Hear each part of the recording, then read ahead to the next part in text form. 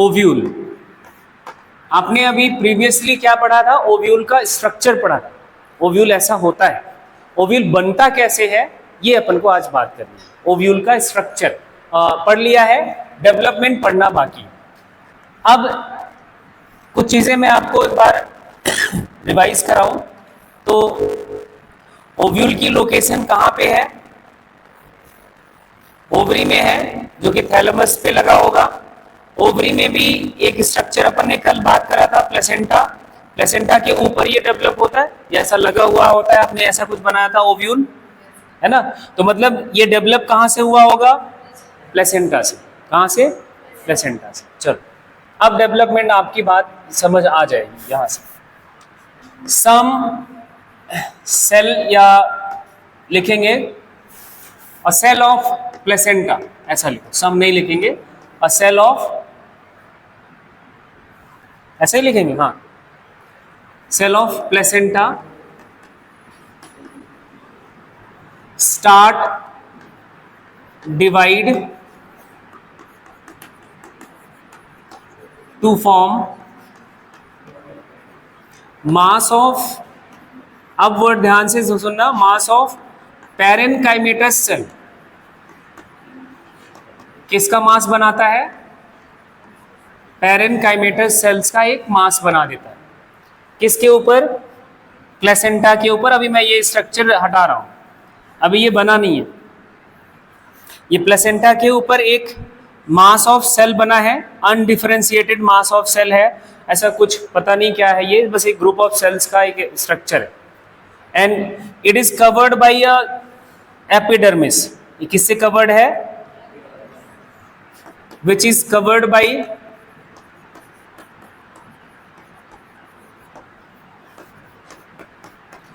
Epidermis. इतनी बात आपको याद रखनी। अब ये देखो, इसके बाद इसी मास ऑफ सेल में, ये हमने प्लेसेंटा मान लिया, प्लेसेंटा के ऊपर एक ये मास ऑफ सेल हमने मान लिया, और इसके ऊपर एपिडर्मिस है। एपिडर्मिस के बाद का जो ये मास ऑफ सेल है, इसी में से कोई एक हाइपोडर्मल सेल, हाइपो वर्ड हमने यूज किया हुआ है जब इंटरनल स्ट्रक्चर्स पढ़ते थे। एपिडर्मिस के नीचे की कोई एक सेल, कौन सी? एपिडर्मिस की नीचे की कोई एक सेल, कोई एक हाइपोडर्मल सेल का शेप साइज चेंज होता है। क्या होगा? शेप साइज चेंज होगा। क्या चेंज होता है? उनका सेल का साइज बड़ा होगा, शेप लगभग ओवल हो जाता है, डेंस साइटोप्लाज्म हो जाएगा, है ना? कोई एक सेल, हाइपोडर्मल सेल,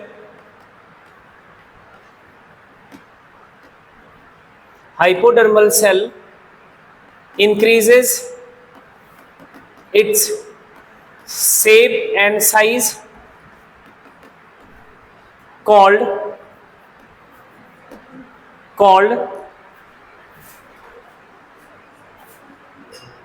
हाँ, ये जो साइज में और शेप में अपना इंक्रीज हुआ, इसको हम बोलेंगे आर्कीस्पोरियल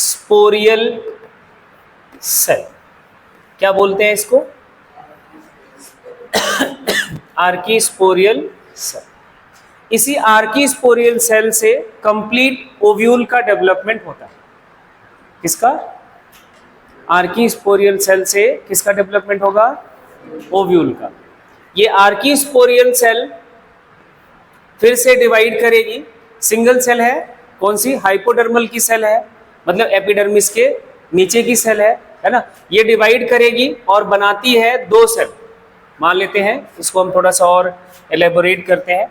ये हमने प्लेसेंटा मान लिया, और ये हाइपोडर्म की सेल आर्कीस्पोरियल सेल है, इसके नीचे भी सेल्स होंगी, है ना? इसके साइड में भी सेल्स होंगी। अब ये जब डिवाइड करेगी तो दो सेल ऐड करती है, कैसे? One cell above the another cell, एक सेल के ऊपर दूसरी सेल एडजस्ट होएगी और दो सेल बनाती है। एक सेल को बोलते हैं प्राइमरी पैराइटल सेल, और दूसरी अंदर वाली सेल को बोला जाता है स्पोरोजेनस सेल। कौन कौन सी? प्राइमरी पैराइटल सेल और अंदर वाली सेल को स्पोरोजेनस सेल। और ये स्पोरोजेनस सेल आपकी बनाती है न्यूसेलस, और ये प्राइमरी पैराइटल सेल बनाती है ओव्यूल का जो वॉल है। क्या है? Wall of ovule. क्या है वॉल? इंटेगुमेंट। इंटेगुमेंट और जो स्ट्रक्चर्स है उनका, और main body of ovule that is the nucellus, ये बनाएगी स्पोरोजेनस सेल। इसी स्पोरोजेनस सेल मतलब न्यूसेलस क्या है? स्पोरोजेनस टिश्यू है, स्पोरोजेनस सेल है, न्यूसेलस की ही सेल। अब मैं ओव्यूल की तरफ जाऊं, ओव्यूल का स्ट्रक्चर आपको याद दिलाऊं, तो ऐसे कुछ आपने बनाया था। ये मास ऑफ सेल है जिसे आपने क्या बोला था? न्यूसेलस। वो किससे बना है? ये पूरा स्पोरोजेनस से। और ये जो वॉल थी इंटेगुमेंट, वो किससे बना है? प्राइमरी पैराइटल सेल से। ये पूरा स्ट्रक्चर जहां पे इंटेगुमेंट नहीं होता है, अब मैं वर्ड यूज कर सकता हूं माइक्रोपाइल। क्या? माइक्रोपाइल। माइक्रोपाइल से माइक्रोपाइल का जो माइक्रोपाइलर एंड है, इसके पास की कोई एक सेल, इसके पास की कोई एक सेल जो प्रोमिनेंट हो जाएगा न्यूक्लियस साइटोप्लाज्म, अगेन वही शेप साइज में चेंजेस होगा, and that cell is termed as megaspore mother cell. इतनी बात नोट करो। वो है आपका, हेडिंग बनाओ, मेगा स्पोरोजेनेसिस।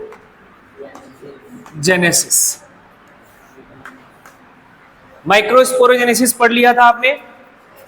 क्या होता है microsporogenesis? Formation of microspore from microspore mother cell, same as it is इधर भी है। क्या? Formation of megaspore from megaspore mother cell, यही लिखोगे। कौन सा डिवीजन होता है इसमें? मायोसिस होता है या मियोटिक डिवीजन होता है? तो लिखो इसका मीनिंग पहले सबसे, formation of megaspore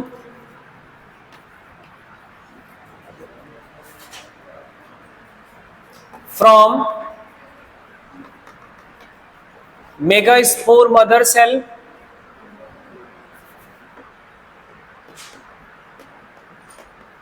mother cell, इसे शॉर्ट फॉर्म में क्या लिखेंगे? एमएमसी, जो कि कैसा सेल है? डिप्लॉइड सेल है। कैसा सेल है? डिप्लॉइड सेल है बाई मियोसिस। तब आप इसको क्या बोलोगे?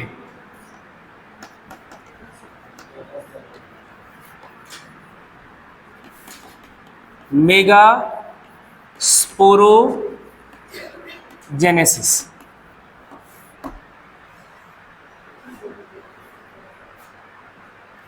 ठीक है, इतनी बात बोलो भाई, इतना ठीक है। चलो अब ध्यान से सुनना। ओव्यूल में जो मेगास्पोर मदर सेल है वो माइक्रोपाइलर एंड पे होगा या माइक्रोपाइल के पास होगा? ये बात तो याद है सबको। ऐसा कुछ आपने बनाया हुआ था। कहाँ होगा? माइक्रोपाइल के पास। ये हमने बना लिया। ठीक है, अब ये सेल आपकी मैं यहां बाहर बनाऊं, मेगास्पोर मदर सेल जो कि एक डिप्लॉइड सेल है, ये डिवाइड करेगी कौन से डिवीजन से? मियोसिस से। रिडक्शनल डिवीजन है तो 4 क्या बनेंगे? हैप्लॉइड सेल्स बनेंगे। ठीक है, और ये जो 4 हैप्लॉइड सेल्स बनते हैं, इनका अरेंजमेंट भी आपने पढ़ लिया था पॉलन ग्रेन में कैसा होता है, अलग अलग टाइप का होता है, कोई टेट्राहेड्रल, आइसोबाइलेटरल, वहां पे पढ़ा था पॉलन टेट्राड के अलग अलग होते हैं, लेकिन यहाँ ऐसा कुछ नहीं है। यहाँ पे सिंपल सा होता है लीनियर। कैसा अरेंजमेंट होता है? लीनियरली अरेंज होते हैं। कैसे अरेंज होते हैं? Linearly arrange. अरेंजमेंट होता है कितने का? 4 माइक्रोस्पोर्स का। कितने? सॉरी, मेगास्पोर्स का। किसका? मेगास्पोर्स का। चारों लीनियरली अरेंज होते हैं, एक, ये 2 और ये 3 और ये 4।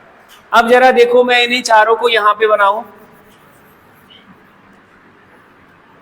1 2 और 3 और ये 4। चारों मेगास्पोर्स कुछ इस तरह से अरेंज होते हैं। इतनी बात क्लियर हो गई सबको? आगे सुनो, ये जो 4 मेगास्पोर बने, वहां पॉलन ग्रेन में क्या था? एक माइक्रोस्पोर मदर सेल से 4 पॉलन ग्रेन बनते थे। यही था पॉलन टेट्राड में 4 माइक्रोस्पोर बनते थे और हर माइक्रोस्पोर एक पॉलन ग्रेन में कन्वर्ट होता था। तो मतलब एक माइक्रोस्पोर मदर सेल से 4 पॉलन ग्रेन बनते थे, लेकिन यहां ऐसा नहीं। अब ध्यान से सुनो, जो ये माइक्रोपाइलर एंड के 3 मेगास्पोर्स होते हैं, कौन से एंड के? माइक्रोपाइलर एंड के जो 3 मेगास्पोर्स होते हैं, मैं इसको यहां पे लिखूं अगर, तो कुछ ऐसा लिख देता हूं। हमने इसको मान लिया चलाजल एंड, CE लिखेंगे, और इस एंड को हमने मान लिया माइक्रोपाइलर एंड, तो ME लिखेंगे। ठीक है? तो इस एंड के 3 जो मेगास्पोर्स हैं, ये 3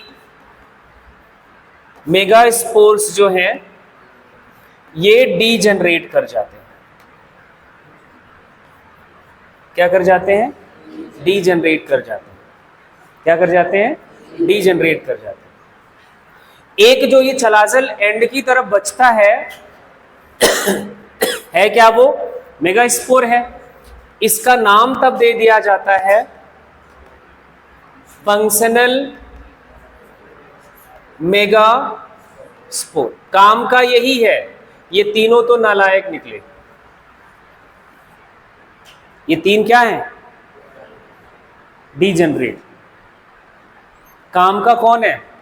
फंक्शनल मेगास्पोर। अब ये सारा स्ट्रक्चर कहां बना है? न्यूसेलस में होगा।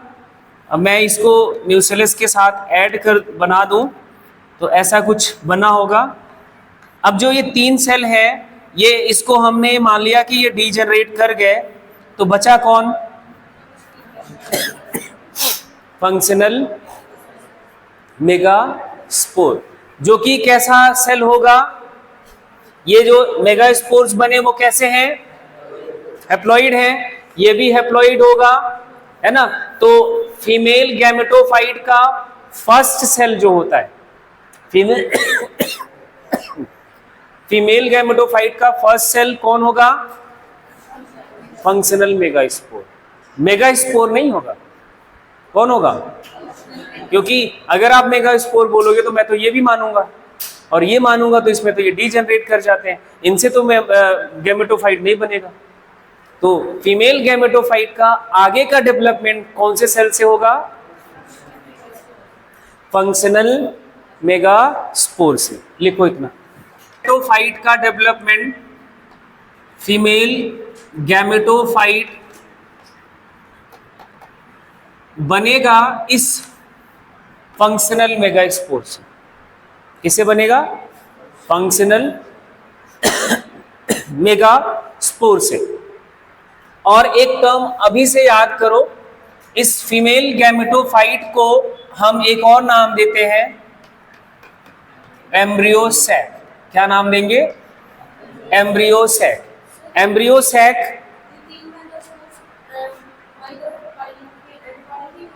हाँ, वो अभी आगे बात समझ आ जाएगी, वेट एंड वॉच, है ना। ये हाँ, फंक्शनल मेगास्पोर ही आपका क्या किस में कन्वर्ट होगा, किसका डेवलपमेंट कराएगा, एम्ब्रियो सैक का, फीमेल गैमेटोफाइट का फॉर्मेशन कराएगा। फर्दर जो भी डेवलपमेंटल स्टेजेस है वो कैसे होगा वो हम बात करेंगे अभी। अब देखो, ऐसा इसलिए है क्योंकि अगर ये सेल ये रिमेन रह जाती है, बच जाती है और ये तीनों डीजनरेट कर जाती है, जो एम्ब्रियो सैक बनेगा उसके लिए स्पेस नहीं मिलेगा। यहां से अगर इधर का डीजनरेट या मान लो ये डीजनरेट कर गया, इधर का फंक्शनल रहा, है ना, तो यहां स्पेस नहीं बचेगा।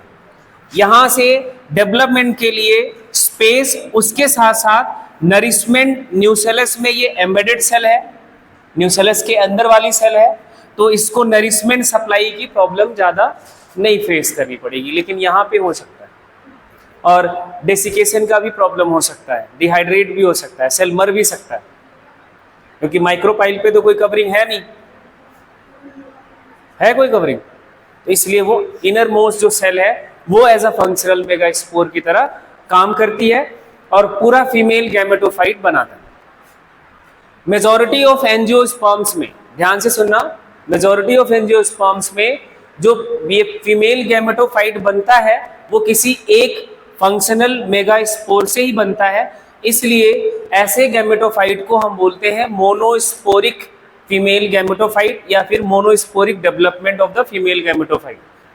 एक मेगास्पोर से बन रहा है तो क्या वर्ड यूज करा, मोनोस्पोरिक फीमेल गैमेटोफाइट। और अच्छी बात यह है कि आपको सिर्फ मोनोस्पोरिक डेवलपमेंट ही पढ़ना और समझना है, बाइस्पोरिक भी होता है बट वो आपके सिलेबस का पार्ट नहीं है।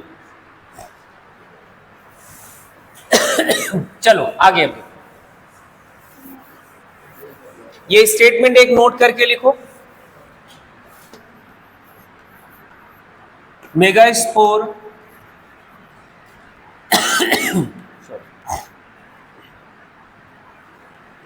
single megaspore such development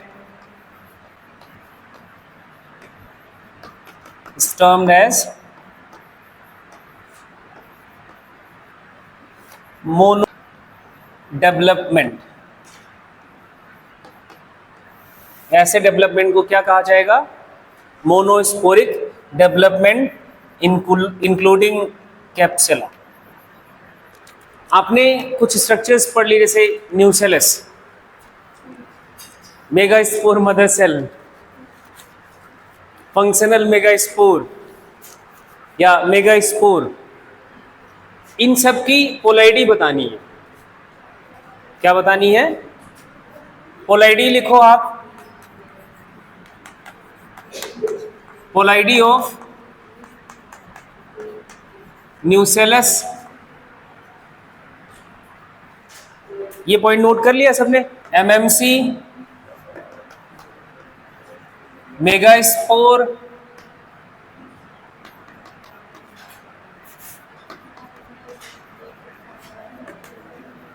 functional megaspore.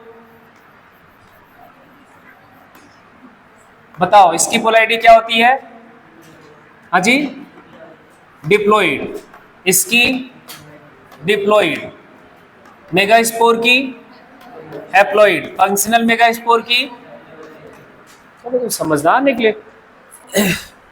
Next पढ़ेंगे क्या, मेगास्पोरोजेनेसिस तो हो गया, फंक्शनल मेगास्पोर भी बन गया, लेकिन अभी फीमेल गैमेटोफाइट कैसे बनता है ये नहीं समझ आया। आया क्या, नहीं आया। अब अपन का टॉपिक है डेवलपमेंट ऑफ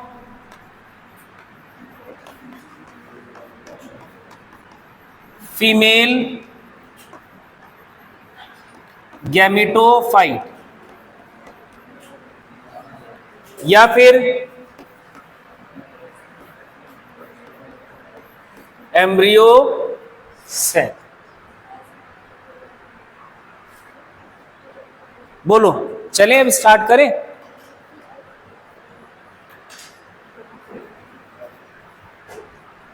ये मेगास्पोर, फंक्शनल मेगास्पोर कहाँ होगा, ये आपको आइडिया है सबको? लोकेशन याद है? यहीं से शुरू करना है। फंक्शनल मेगास्पोर जो कि न्यूसेलस के या माइक्रोपाइलर एंड से थोड़ा दूर होगा, चलाजल एंड की तरफ। और कैसा सेल है ये? Haploid cell. क्या सेल, कैसा सेल है? Haploid cell. ये कौन सा सेल हमने माना? फंक्शनल मेगास्पोर है। कैसे बना ये आपको याद होगा। अब ये फंक्शनल मेगास्पोर सबसे पहले क्या करता है? Increase its size. ये क्या करेगा? थोड़ा सा इसका साइज बढ़ जाता। मैं एंड भी यहीं पे मेंशन करूंगा कि कौन सा किस एंड की बात चल रही है।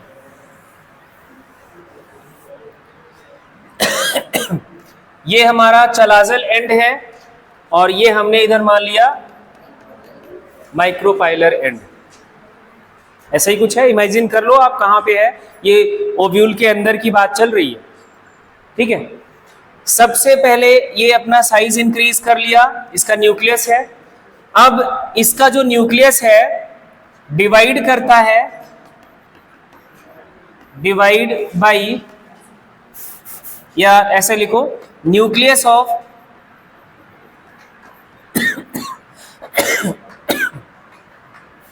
Nucleus divide by free nuclear division. Free nuclear division क्या होता है? फ्री न्यूक्लियर डिवीजन क्या होता है भाई? है तो माइटोसिस ही, बस क्या होगा? कैरियोकाइनेसिस हो जाता है एंड साइटोकाइनेसिस नहीं होगा। इमीडिएटली साइटोकाइनेसिस नहीं होगा, पहले कैरियोकाइनेसिस हो जाता है, उसके जस्ट बाद सेल का फॉर्म। सेल वॉल नहीं बनेगी। क्या नहीं बनेगी? सेल वॉल नहीं बनेगी, न्यूक्लियस दो हो जाएंगे, ठीक है। तो अब क्या हो जाएगा? एक सेल के अंदर दो न्यूक्लियस। कितने न्यूक्लियस? दो न्यूक्लियस। एक सेल के अंदर कितने न्यूक्लियस? अब उसके बाद क्या होगा? हाँ, फ्री न्यूक्लियर डिवीजन का मतलब यही बात समझ आ रही? इतना सबको याद, ये देखो अभी याद भी कर लेना है। इसके बाद क्या होगा वो सुनो, वो थोड़ा सा ना इंपॉर्टेंट इवेंट है। इंपॉर्टेंट इवेंट समझते हो? जैसे कौन सा होता है, ध्यान से सुनो। ये जो दोनों न्यूक्लियस बने, each nucleus move toward opposite pole. एक तो चला जाएगा चलाजल एंड की तरफ और दूसरा चला जाएगा माइक्रोपाइलर एंड की तरफ। तो लिखो each nucleus moves toward opposite poles. इसके बाद का डायग्राम इधर हम बनाते हैं, आप इसके जस्ट आगे ही कर लेना, स्पेस है तो। ये चलाजल एंड होगा, ये सेल है, ये माइक्रोपाइलर एंड है अपना। तो एक न्यूक्लियस यहां चला आया, एक न्यूक्लियस यहां चला आया, यही हुआ। Next event. इवेंट देखो कितने बढ़िया चल रहे हैं। Again nucleus, each nucleus of the opposite या पोल्स की बात करें, ये जो दोनों न्यूक्लियस हैं, both nucleus divide again by a free nuclear division. एक ही नहीं, ऐसे दो बार और डिवाइड करेगा। कितनी बार? दो बार और डिवाइड करेगा। ईच न्यूक्लियस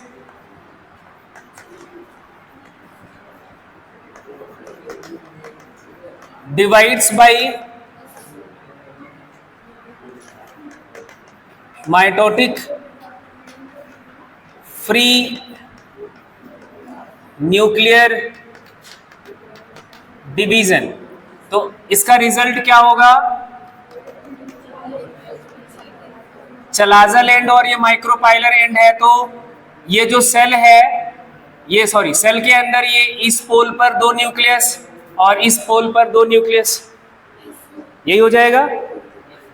फिर से अगेन यही बात, सारा जो न्यूक्लियस है वो सेम इसी डिवीजन से फिर से डिवाइड कर जाता है।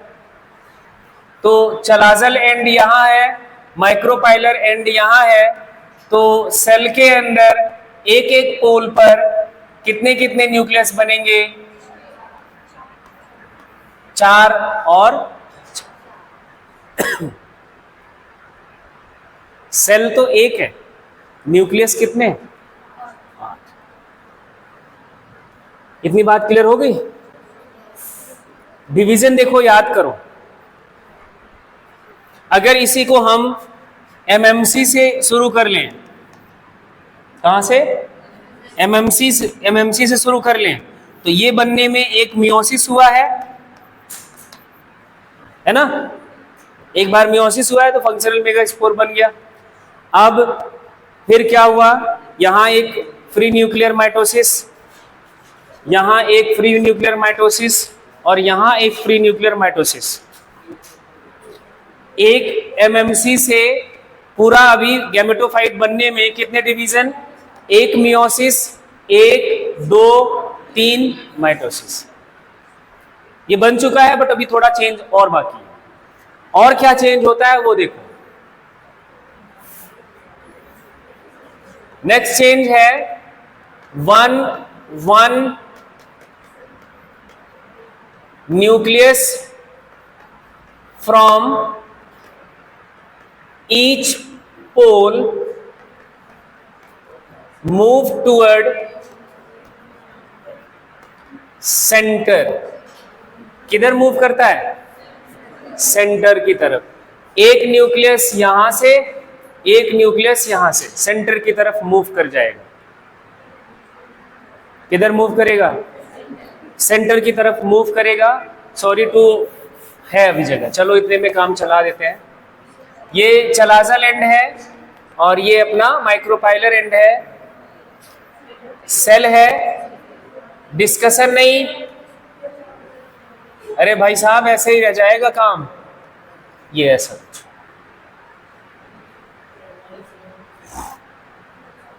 ऐसा कुछ बन जाएगा। ये जैसे मूवमेंट होने के बाद, जस्ट इसी के इस इवेंट के बाद, मतलब एक एक न्यूक्लियस अपोजिट पोल से मूव कर रहा है सेंटर की तरफ, और उसी के साथ साथ इन पोल्स के पास जो सेल्स हैं, सॉरी न्यूक्लियस है, न्यूक्लियाई हैं, 3 न्यूक्लियाई बचे, इनके चारों तरफ सेल वॉल का फॉर्मेशन शुरू हो जाता है।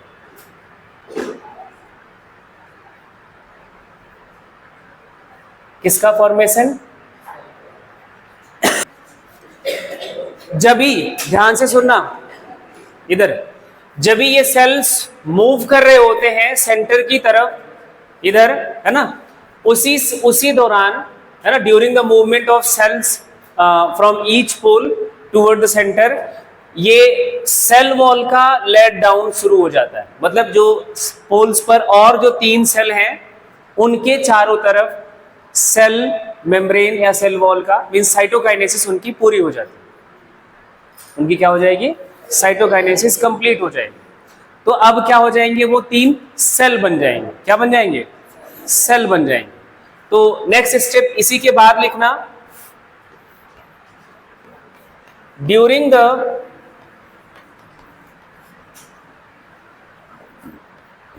इधर से लिखें तो ज्यादा ठीक होगा, during movement of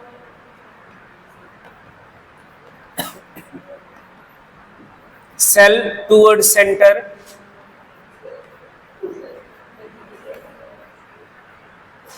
cell wall formation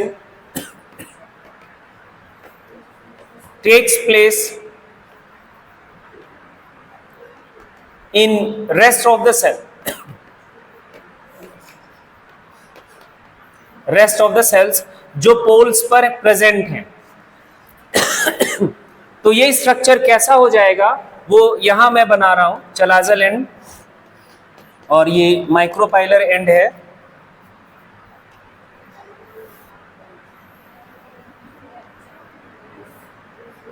तीन सेल इस चलाजल एंड की तरफ बन जाएंगे और तीन सेल माइक्रोपाइलर एंड की तरफ बन जाएंगे और सेंटर में क्या होगा, दो न्यूक्लियस होंगे। क्या होंगे, दो न्यूक्लियस। बात समझ आ गई? आगे देखो, अब नाम लिख रहा हूं मैं इन सब का। अभी जो ये स्ट्रक्चर बना ये क्या है, कितने सेल्स हो गए, सेल काउंट करके बोलो। 1 2 3 4 5 6 और ये 7। ये भाई बड़े वाले सेल के अंदर 6 सेल हैं। जो ये एक सेल है उसके अंदर ये 6 सेल हैं। कितने टोटल सेल्स हो गए, 7 सेल्स।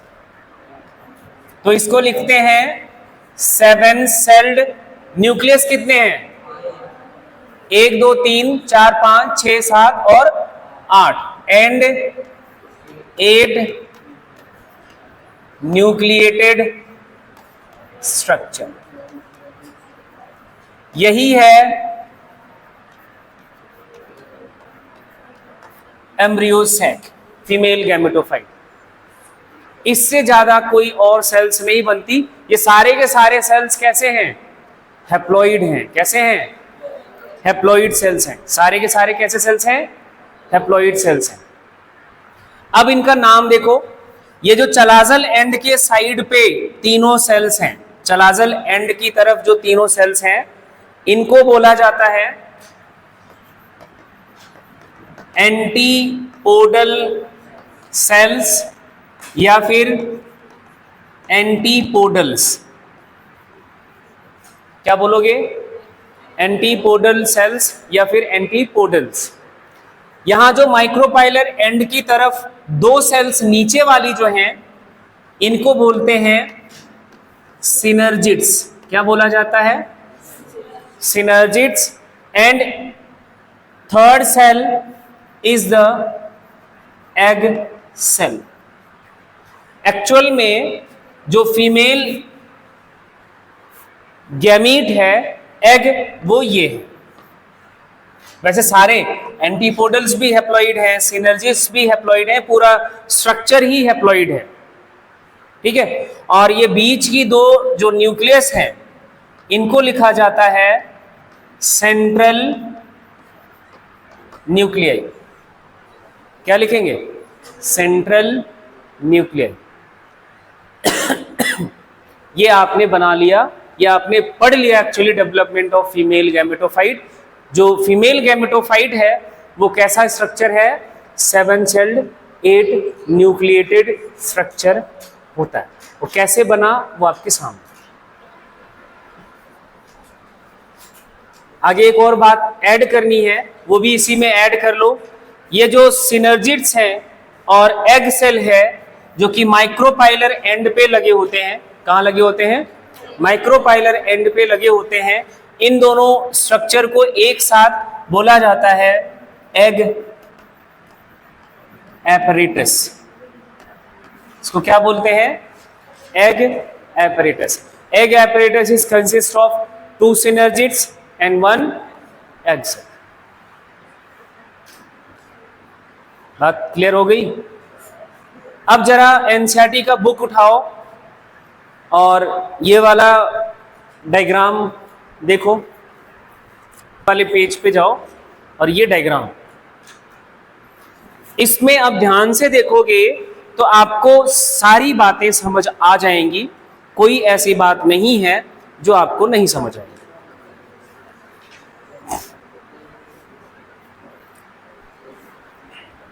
एक वर्ड और ऐड कर दें, ये देखो इधर, ये सेंट्रल न्यूक्लियाई कहा गया है। क्या है ये, सेंट्रल न्यूक्लियाई। ये 3 तो सेल हैं, ये क्या है, 3 सेल हैं। यहां भी 3 सेल हैं और इस बड़ी वाली सेल के अंदर ये 2 न्यूक्लियस है, ठीक है। तो इन दोनों न्यूक्लियस को क्या बोला? सेंट्रल न्यूक्लियाई, और इस बड़ी वाली सेल को बोलते हैं सेंट्रल सेल। क्या बोलेंगे? Central cell. ये सारा स्ट्रक्चर एक सेल के अंदर है। ये तो इंडिपेंडेंट 6 सेल बन गई, इधर 3 और इधर 3। इनका नाम antipodal, synergid and egg cell रख दिया। जिस सेल के अंदर ये सारा स्ट्रक्चर है उस सेल का नाम सेंट्रल सेल। क्या नाम है? Central cell. और उसी सेल के अंदर ये 2 न्यूक्लियाई होते हैं, इसलिए इसको सेंट्रल न्यूक्लियाई कहा जाता है, या फिर पोलर न्यूक्लियाई टर्म भी लिखते हैं। हाँ, वो अभी हम आगे बात करेंगे, अभी नहीं। अभी हम सिर्फ लेबलिंग करा हुआ है एम्ब्रियो सैक का। अभी एंटीपोडल्स क्या होते हैं, क्या करते हैं, इनका क्या आगे का क्या चेंजेस होता है, सिनर्जिड्स का क्या होता है, एग का क्या होता है, वो हम एम्ब्रियो सैक के स्ट्रक्चर में बात करेंगे। अभी मेन फोकस था कि ये बनता कैसे, इसका डेवलपमेंट कैसे होता है, ठीक है।